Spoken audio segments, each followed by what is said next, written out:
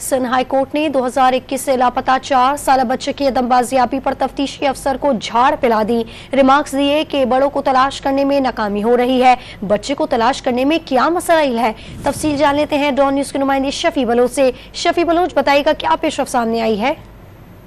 हाँ जी, आज लापता अफराद की बाजियाबी से मुतल्लिक मुख्तलिफ दरख्वास्तों से समाअत हुई, लेकिन 4 साल बच्चे की अदम बाजियाबी पर अदालत ने सख्त बरहमी का इजहार किया और मुकदमे का तफ्तीशी अफसर जो कि अदालती हुक्म पर पेश हुआ था वो कोई खातिर ख्वाह जवाब न दे सका। इस पर अदालत ने सख्त बरहमी का इजहार किया। अदालत ने बताया कि बड़ों की बाजियाबी में पुलिस तो नाकाम है ही, लेकिन साथ ही साथ बच्चे की बाजियाबी के लिए अब तक कोई इकदाम क्यों नहीं किए जा रहे हैं। इस पर जो है वो तफ्तीशी अफसर ने कहा कि वो दिल के मरीज हैं और वो कोशिश करेंगे कि बच्चे की बाजियाबी के लिए हर मुमकिन कोशिशें करें।